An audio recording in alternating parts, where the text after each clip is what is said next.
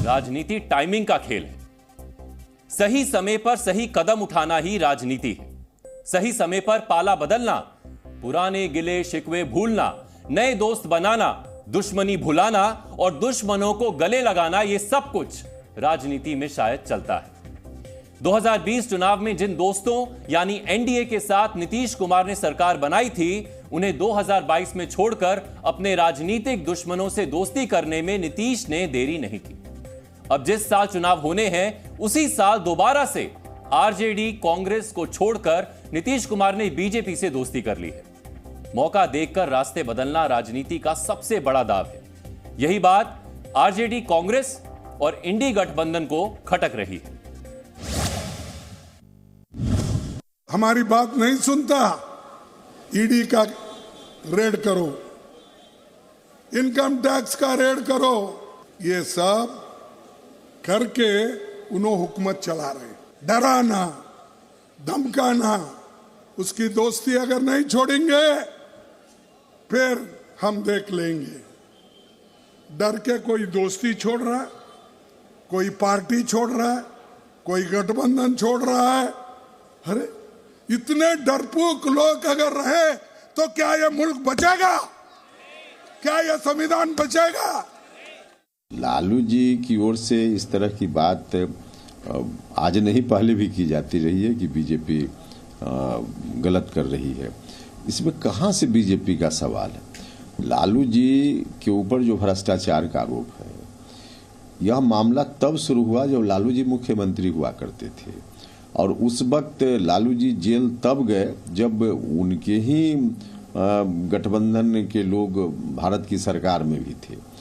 मुकदमा हुआ, फिर जेल गए, तो उस समय से यह मामला है इस तरह का।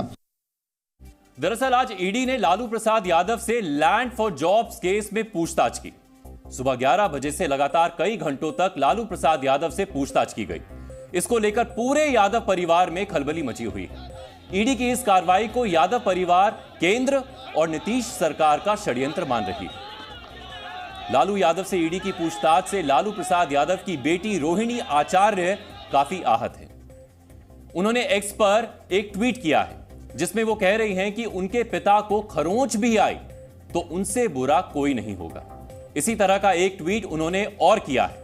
उसमें वो ईडी के अधिकारियों पर अमानवीय व्यवहार का आरोप लगा रही हैं। वो बता रही हैं कि उनके पिता लालू प्रसाद यादव की सेहत ठीक नहीं है और वो बिना सहारे नहीं चल सकते, और ईडी बिना सहायक को अनुमति दिए ही पूछताछ करने लगी। इसमें कोई नई बात नहीं है।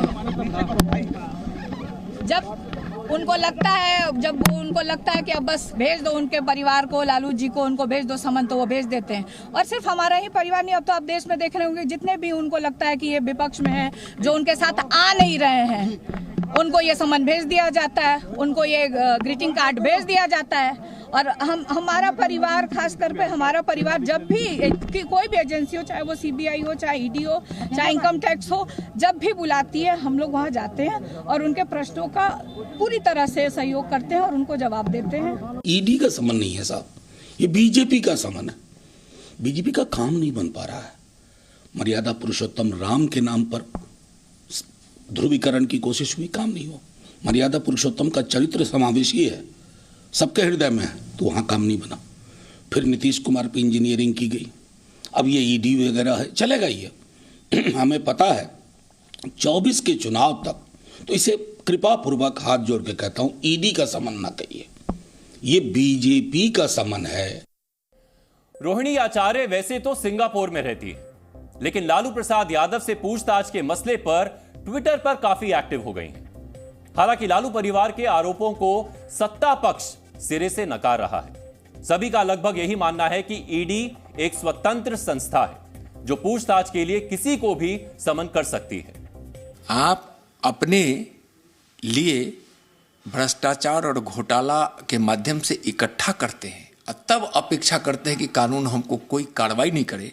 कानून सबके लिए समान है। इस प्रकार के लोग जब यह बात करें कि ईडी कार्रवाई पूर्वाग्रह से कर रही है, किसी के इशारे पे कर रही है, तो ऐसा नहीं है। ईडी स्वतंत्र इकाई है। कानून जहां टूटेगा, और कौन नहीं जानता है कि नौकरी के बदले जमीन ली गई है।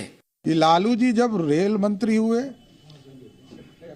तो गरीबों को जो नौकरी मिलना था उसके बदले जमीन लेने का काम किया, जमीन घोटाला किया।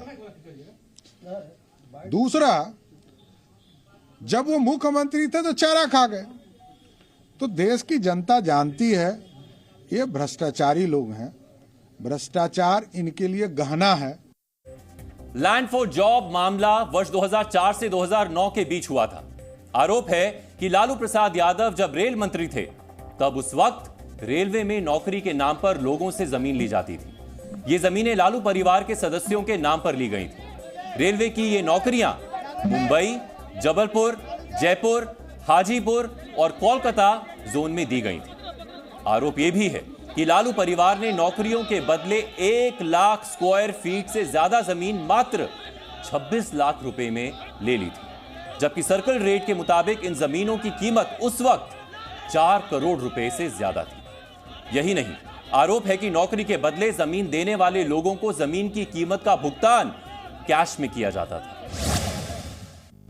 अब सवाल यह है कि नीतीश कुमार में ऐसा क्या है कि वो बिहार में कम सीटें जीतने के बावजूद हर बड़ी पार्टी उन पर दाव लगाती है। वर्ष 2020 के चुनाव में जेडीयू को 243 में से केवल 43 सीटें मिली थी। उन्हें बिहार में करीब 15.7% वोट मिले थे, जबकि जेडीयू की सहयोगी पार्टी बीजेपी को 19.8% वोट मिला था और बीजेपी को इस चुनाव में 74 सीटें मिली थी। यह साफ है कि इस चुनाव में बीजेपी सबसे बड़ी पार्टी थी, लेकिन बीजेपी ने जेडीयू के नीतीश कुमार को सीएम पद के लिए आगे कर दिया था। हालांकि 2 साल बाद यानी वर्ष 2022 में नीतीश कुमार ने बीजेपी से मिले गिफ्ट के बदले रिटर्न गिफ्ट दिया। नीतीश कुमार ने एनडीए का साथ छोड़ दिया और आरजेडी कांग्रेस के साथ सरकार बना ली। इसी तरह से 2015 में नीतीश कुमार ने लालू प्रसाद यादव की पार्टी आरजेडी के साथ मिलकर चुनाव लड़ा था। इस चुनाव में भी आरजेडी सबसे बड़ी पार्टी बनी थी, लेकिन इसके बावजूद बिहार के सीएम पद के लिए नीतीश कुमार का नाम सामने आया था। 2015 विधानसभा चुनाव में जेडीयू को 17.3% वोट शेयर के साथ 71 सीटें मिली थी, जबकि आरजेडी को 18.8% वोट शेयर के साथ 80 सीटें मिली थी। आरजेडी अध्यक्ष लालू प्रसाद यादव ने ज्यादा सीटें मिलने के बावजूद कम सीटों वाली जेडीयू के नीतीश कुमार को मुख्यमंत्री बनने दिया, लेकिन नीतीश कुमार ने लालू की इस राजनीतिक दरियादिली का सिला वर्ष 2017 में दिया। नीतीश ने महागठबंधन तोड़ दिया और बीजेपी के साथ हो लिए। देखा जाए तो पिछले करीब 9-10 वर्षों में कम सीटों वाली पार्टी होने के बावजूद बिहार के सीएम पद पर नीतीश कुमार ही दिखाई देते रहे हैं। आप भी सोच रहे होंगे कि आखिर ऐसा क्यों है, तो इसकी वजह समझने के लिए बिहार के राजनीतिक इतिहास में पीछे जाना पड़ेगा। 90 के दशक में हुए मंडल कमीशन से उपजे विवाद के दौर में देश की राजनीति में कई बड़े बदलाव हुए थे। इसमें सबसे बड़ा बदलाव यूपी और बिहार की राजनीति में हुआ था। वर्ष 1990 से वर्ष 2005 तक बिहार में लालू प्रसाद यादव का एक छत्र राज था। इस दौर में लालू प्रसाद यादव के MY यानी मुस्लिम यादव समीकरण को तोड़ना किसी भी राजनीतिक दल के बस में नहीं था। पूरे देश में लालू प्रसाद यादव के कार्यकाल पर जंगल राज का आरोप लगता रहा। यह वो दौर था जब पूरा बिहार जातिगत हिंसा में डूबा हुआ था। बिहार में अपराध अपने चरम पर था। अलग अलग जातियों ने अपनी अलग अलग सेनाएं तक बना रखी थी। लालू प्रसाद यादव के इस कार्यकाल में भ्रष्टाचार के गंभीर आरोप लगे, लेकिन सीएम पद पर ना रहते हुए भी लालू सीएम वाला काम करते रहे। उन्होंने अपनी पत्नी राबड़ी देवी को सीएम बनाकर सरकार चलाई। ऐसे दौर में नीतीश कुमार ने लालू यादव का साथ छोड़ दिया और इसके साथ ही साथ नीतीश ने आरजेडी से जुड़े हुए पिछड़ा वर्ग के मतदाताओं को भी अपने पक्ष में कर लिया। वर्ष 2005 के चुनाव में जेडीयू 88 सीटों के साथ सबसे बड़ी पार्टी बनकर उभरी थी। इस सरकार में नीतीश कुमार मुख्यमंत्री बने थे। नीतीश कुमार ने बीजेपी की अगुवाई वाली एनडीए के साथ मिलकर सरकार बनाई थी। हालांकि इस चुनाव में भी वोट प्रतिशत के हिसाब से आरजेडी ही सबसे बड़ी पार्टी बनी थी। वर्ष 2005 से 2010 तक के कार्यकाल में नीतीश कुमार ने बिहार की कानून व्यवस्था में कई बड़े सुधार किए थे। बिहार में होने वाली जातीय संघर्ष पर काफी हद तक रोक लगाई। बिहार के सिस्टम में जो भ्रष्टाचार था, नीतीश ने उसको भी कम किया। यही नहीं, नीतीश कुमार ने अपने शासन में लड़कियों की शिक्षा पर जोर दिया। अपने इस तरह के कामों से नीतीश ने अपनी छवि सुशासन बाबू के तौर पर बनाई थी। बिहार के लोग भी लालू यादव के जंगल राज वाले शासनकाल से परेशान थे। ऐसे में नीतीश कुमार को बिहार की जनता ने अपना समर्थन दिया। वर्ष 2010 में नीतीश कुमार को कार्यकाल में किए गए अच्छे कामों का फायदा मिला। उनका पार्टी वोट प्रतिशत और सीटों के लिहाज से बिहार की सबसे बड़ी पार्टी बन गई थी। वर्ष 2010 विधानसभा चुनाव में जेडीयू ने 243 में से 115 सीटें जीती थी, जबकि उनकी सहयोगी बीजेपी को इस चुनाव में 91 सीटें मिली थी। आरजेडी को इस चुनाव में मात्र 22 सीटें मिली थी। अपने इस कार्यकाल में किए गए काम और उन कामों से बनी सुशासन बाबू वाली छवि का फायदा नीतीश कुमार को आज भी हो रहा है। यही वजह है कि सीटें कम मिलने के बावजूद ज्यादा सीटों वाली पार्टियां उन्हें सीएम के तौर पर स्वीकार कर लेती हैं। लेकिन नीतीश कुमार को अपनी छवि का जो लाभ हुआ, वो बहुत लंबे समय तक नहीं टिका रहेगा। वजह यह है कि 2010 में ही नीतीश कुमार की पार्टी अपने चरम पर आ गई थी। देखा जाए तो धीरे धीरे अगले जितने भी चुनाव आए हैं, उनके नतीजों से पता चलता है कि नीतीश कुमार की साख बिहार में कम होती गई है। वर्ष 2010 में जेडीयू को 243 में से 115 सीटें मिली थी और वोट शेयर था 22.6%। इसके बाद अगले चुनाव में जेडीयू की सीटें और वोट शेयर कम हो गया।